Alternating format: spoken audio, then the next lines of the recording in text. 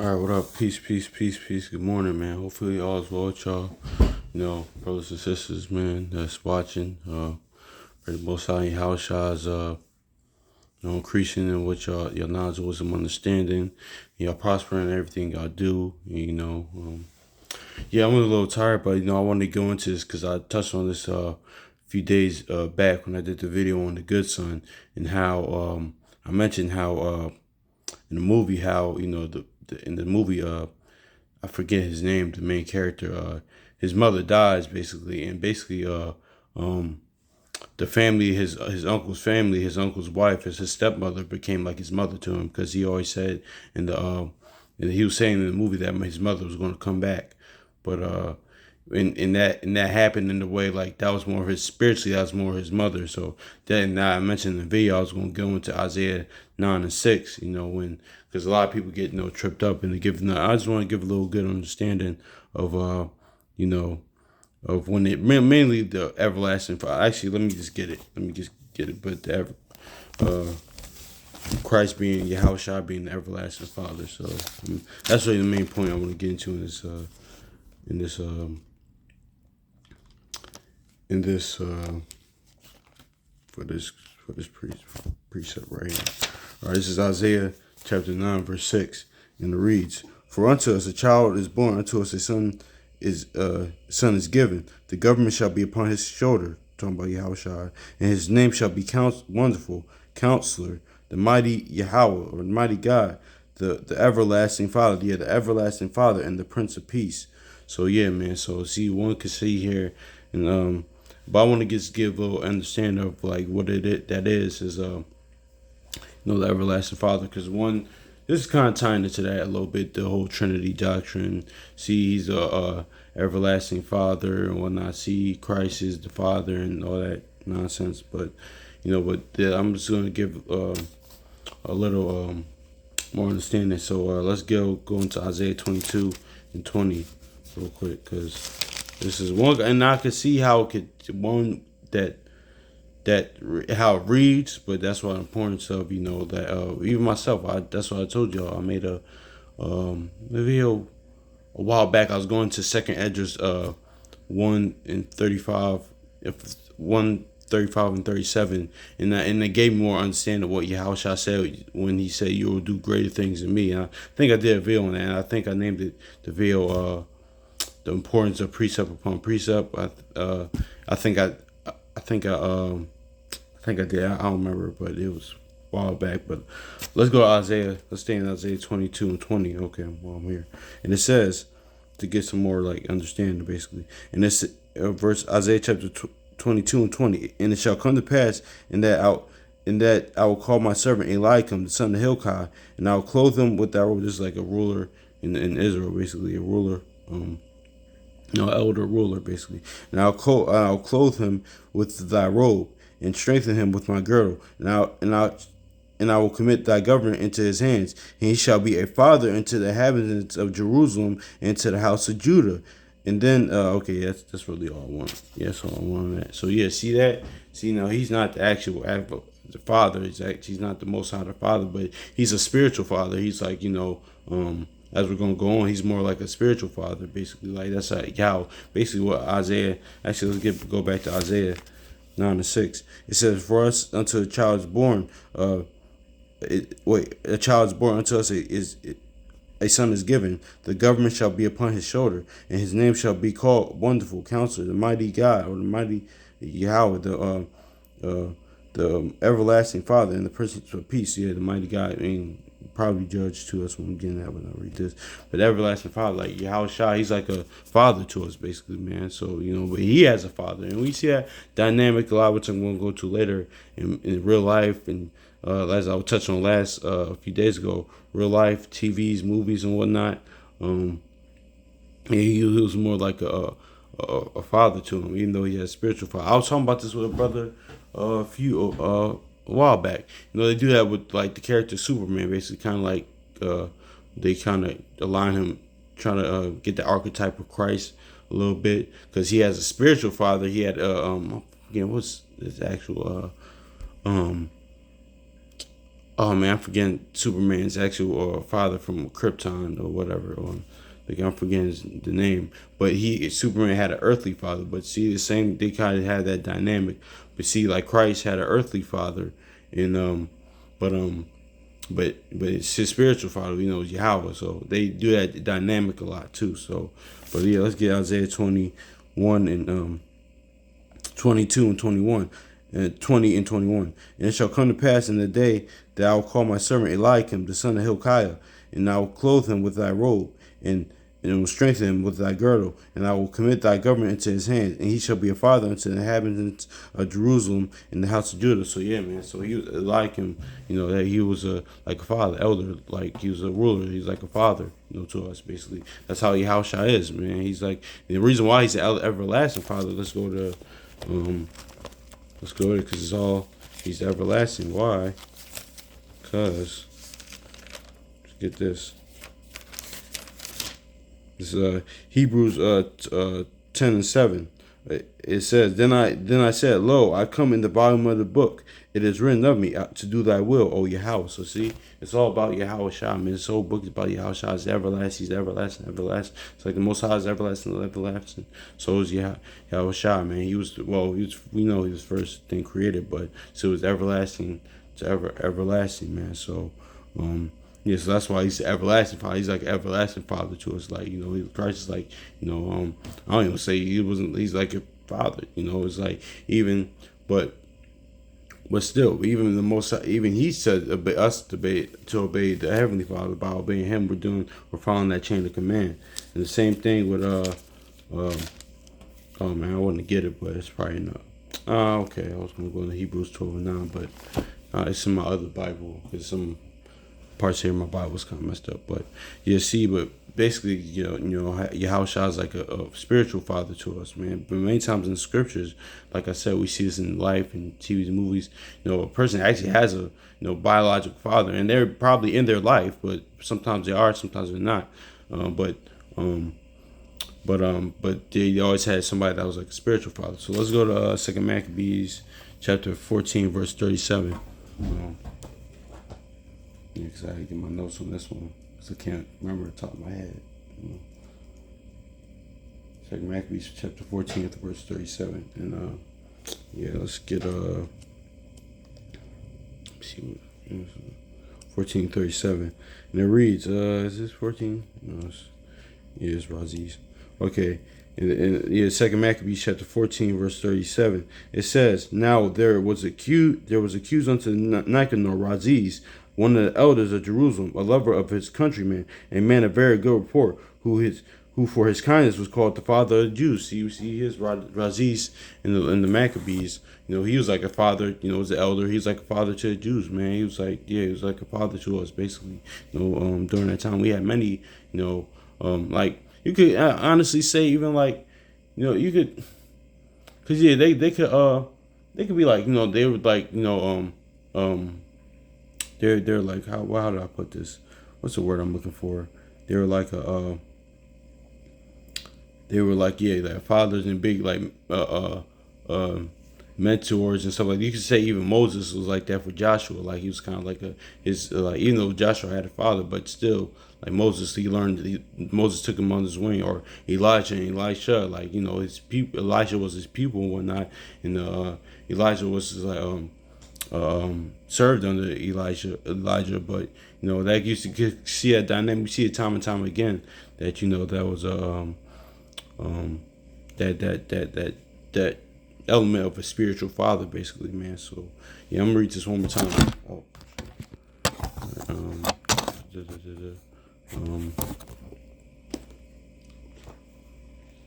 yeah, Second Maccabees, yeah, chapter 14, verse 37.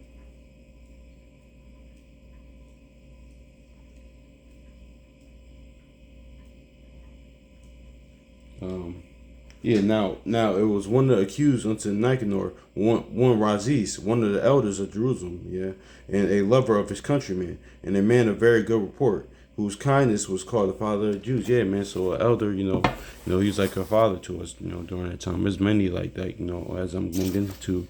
Actually, yeah, let me get into it now. Let's go to Second Timothy real quick.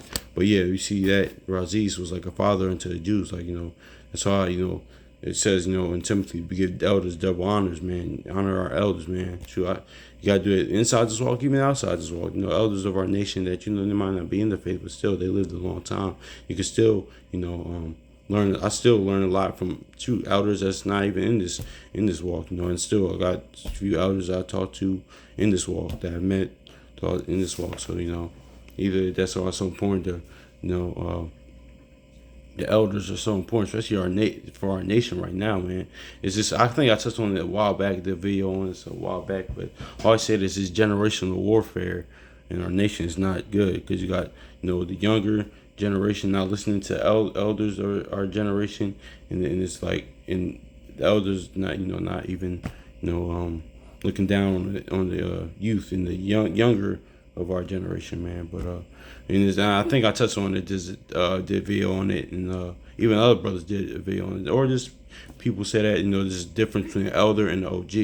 I think I touched on that, in a video I did a while back. But that's just a little sidebar. But let's go to Second Timothy real quick.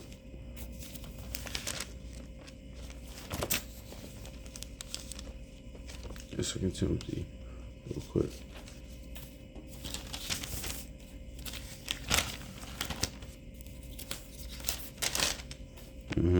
Let's get this. This is what I want. This is what I want. Let's see. Yes. Yeah. Okay. Okay. Yeah. Yeah. Is that it? Yeah. There it is. Yeah. Okay. This is what I want. Okay. Second Timothy chapter 1 and verse 2. It says, to Timothy, my dearly beloved son, grace and mercy and peace from Yahweh and the Father and Hamashiach Yahushai our Lord. So see, it said Paul called Timothy a son, basically, man. It's like that was his spirit. Paul was a spiritual father as well.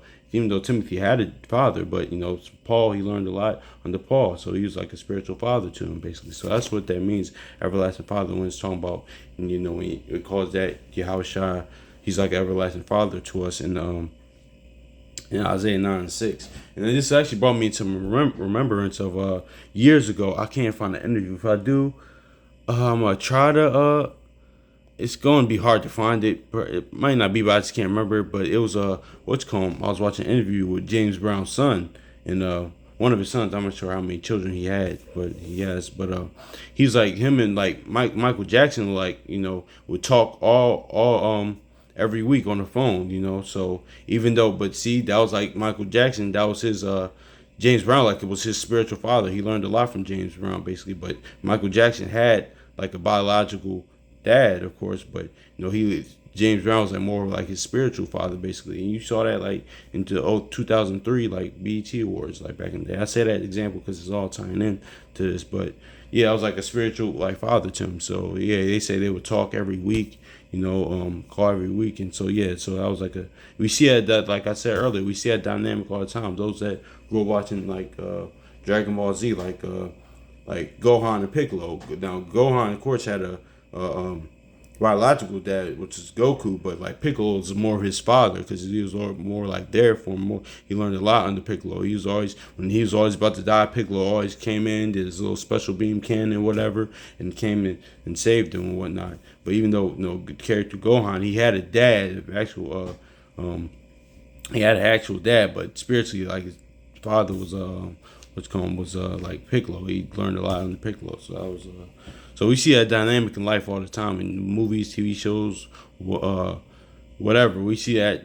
I'm pretty sure y'all whoever's watching had that dynamic in your life, that you might had a father or might not, but somebody was spiritually your father, basically. So that's what's all that's Isaiah and 9:6 is going into when it calls Yahushua the everlasting father, basically. Yeah. So it's like more of an elder, more father. Like Yahushua is like like our father, basically, man. He's not the ultimate father. He's not Yahweh, but he's like a father to us. He's like and that goes into actually well, I want to get on that.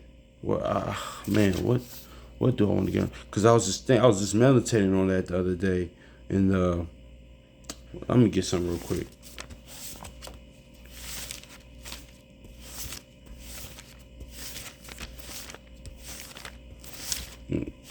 go to Daniel real quick. Let's go to Daniel real quick. Yeah. Actually, no. Let's go to Revelation real quick. I want to go to Revelation real quick. Yeah, I want to go to Revelation real quick. So I was just meditating on this too. This was I should yeah. Let's go to Revelation real quick.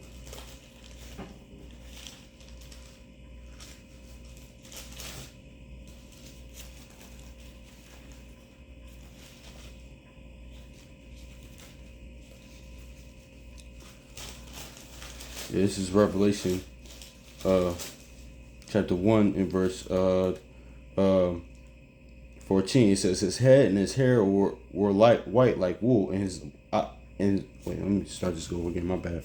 His head and his hairs were white like wool, and as white as snow. His eyes were as the flame of fire. So let's go to a Wisdom of Solomon right quick, because that just it kind of tripped me out. It really didn't, but it's just like wow, it just showed you how how wise he was, man. Because this is it. This is Wisdom of Solomon chapter 4 and verse 8. And wait, is this what I want? But 8, yeah, 8.